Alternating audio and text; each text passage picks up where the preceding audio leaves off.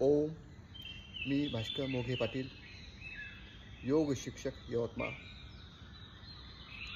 मी एक YouTube channel open केलेलं आहे, भास्कर योगा जर्नी या नावाने. आपण ते निश्चित पाहाल. आपल्याला संपूर्ण आरोग्याविषयी आपण माहिती देत असतो. त्यामध्ये प्राणायाम असेल, व्यायाम असेल, आसन असेल, काही आयुर्वेदिक औषधसुद्धा आपण माहिती देत असतो, घरगुती औषध. आपण निश्चित पाहाल. माझ्या चॅनलला प्रत्येक आपण यूट्यूबवरती प्रत्येक व्याधीसाठी कुठलं आसन आहे, कुठलं प्राणायाम आहे याचीसुद्धा माहिती. 8 प्राणायाम असतात. त्यामध्ये पहिलं प्राणायाम भस्त्रिका प्राणायाम, कपालभाती प्राणायाम, उज्जयी प्राणायाम, अनुलोम विलोम, भांबरी आणि उद्गीत. त्यानंतर 2 प्राणायाम असतात, शीतली आणि शीतकारी, एक चंद्रभेदी आणि सूर्यभेदी. असे 8 प्राणायाम आहे.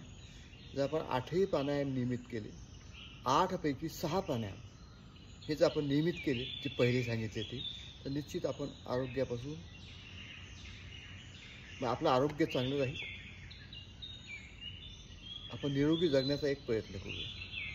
औषधी न घेता जगणे त्याला सुखमय जीवन म्हणतात. व्याधीसोबत जगणे त्याला सुखमय जीवन म्हणत नाही. म्हणूनच मी फक्त तुम्हाला आज 2 प्राणायामाची माहिती देतो. शीतली प्राणायाम, शीतकारी प्राणायाम. शीतली प्राणायाम म्हटलं की जीभ बाहेर काढायची, तोंडातून श्वास घ्यायचा, तोंड बंद करायचं, नासिकेतनं श्वास सोडून द्यायचा. ही क्रिया अशी.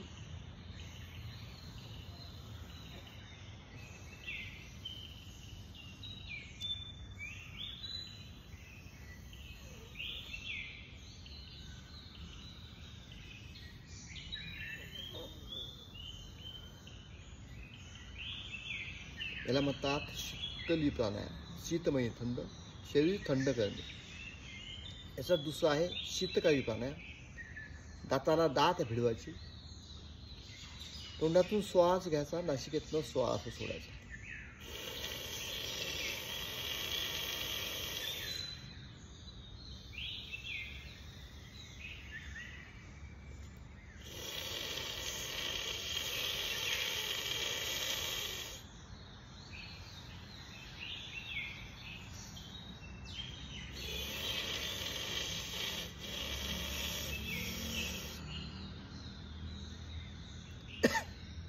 हे झालं शीतली आणि शीतकारी प्राणायाम.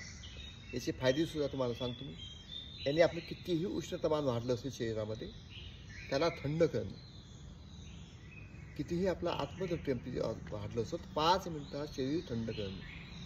कधी कधी आपला घसा बसतो, घशाला फोडं येतात, शरीर आपल्याला उष्ण वाटते. मग त्यानंतर आपण गोळ्या घेत असतो. गोळ्या घेऊन पुन्हा शरीरातली उष्णता वाढवण्यापेक्षा गोळ्याने तुम्हाला तात्पुरतं बरं वाटेल. ते तुम्ही शीतली प्राणायाम 10 मिनिट करत चला. 5ही मिनिट केलं चालेल. शीतली किंवा शीतकारी. शीतली 5 मिनिट, शीतकारी 5 मिनिट. यानं संपूर्ण शरीर आपलं थंड होत असते. कितीही तुम्हाला टेम्परेचर जे आलं असेल, ताप असेल 102, 103, त्यामध्ये आपण शीतली प्राणायाम 5 मिनिट केलं, लगेच आपला तापसुद्धा निघून जातो. शरीर आपलं थंड होतं. उष्णतामान आपल्या शरीरातलं कमी करण्यासाठी हे शीतली प्राणायाम. आपण औषध घेऊन ते कमी करत असतो. तापामध्ये आपण औषध घेत असतो. तर औषध न घेता प्रथमतः त्याला शीतली प्राणायाम, शीतकारी प्राणायाम करून बघत चला. निश्चित आपल्याला औषधी घ्यायची गरज पडणार नाही. म्हणून आपल्याला शीतली आणि शीतकारी प्राणायाम आज याच्याबद्दल मला माहिती द्यायची होती, ती मी आपल्याला माहिती दिली. निश्चित या माहितीचा आपण लाभ घ्यावा, आपणही लाभ घ्यावा आणि दुसऱ्यालासुद्धा याची माहिती सांगत चला. मी आपल्याला योगाचा प्रसार करणे, स्वामींचं जे ध्येय आहे की योगाला घरापर्यंत पोहोचायचं. बघा आता व्याधी घरापर्यंत सगळ्या पोहोचल्या. BP असेल, शुगर असेल, थायरॉईड असेल, ॲसिडिटी असेल, एकही असं घर नाही की यापैकी एक व्याधी नाही. प्रत्येक घरी व्याधी पोहोचलेली आहे, पण आपला योगा नाही पोहोचला. आपल्याला योगा पोहोचायचा आहे. त्यासाठी तुम्हीसुद्धा मला सहकार्य करा. आपणसुद्धा स्वामीजीला सहकार्य करू. निश्चित योगाला घरोघरी पोहोचण्याचा प्रयत्न करू. निश्चित आपण योग प्राणायाम केल्याने आपण निरोगी राहतो. कुठलंही औषध घ्यायची गरज पडत नाही. हीच माझी नम्र विनंती. आपण निश्चित योगाकडे वळा, योगा करा. नमस्कार. ओम.